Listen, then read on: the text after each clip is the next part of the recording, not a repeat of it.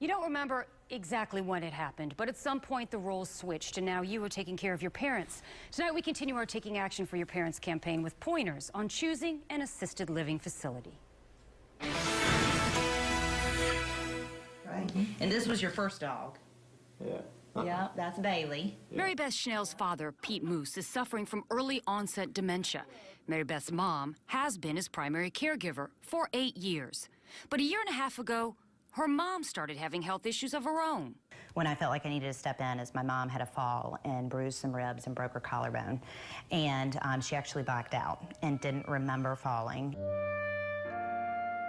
Mary Beth suggested they transition her dad into an assisted living facility. Then we had to struggle with where to put him. Did we put him in South Carolina, where my mother and father were living at the time, or do we bring him to Tampa? After deciding to bring him here to Tampa, she started doing some research. I think the internet provides probably more information than you could ever imagine in terms of directing you to different facilities that are out there. She asked family and friends and focused on Horizon Bay Memory Care by the Bay, near her home in South Tampa.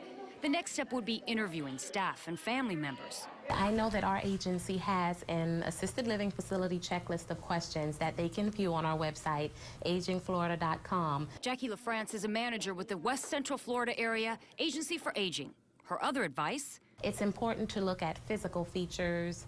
It's important to notice the little things. Listen with a third ear as to what's going on in the assisted living facility so that you know behind the scenes what goes on day to day. It's also important to look at how the staff interacts with your parents and with the other clients and consumers in the assisted living facility.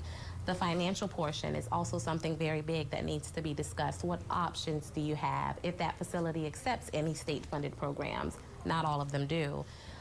If they accept the private insurance with the long-term care insurance. When medical issues like Alzheimer's are involved, safety is more the concern at this point. It's important to check the windows, see what options or safety precautions they have in place for lockdown, locks on the windows, if they have the life alert button available, if there is security available. Mary Beth chose Horizon Bay for all of those reasons, but also because it provided her dad with a social life. Their dining area is beautiful and they play music. It's like you're in a restaurant and he sits with the same group of men for every meal. So they've kind of become his buddies.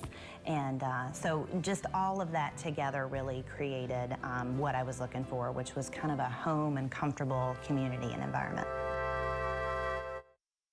For help on making this important decision, you can call the statewide number for the Agency on Aging, or for a list of questions you should ask when looking at assisted living facilities, just head over to my Facebook page and I'll post those contact numbers and information for you. Look for Linda Hurtado, WFTS under Pages.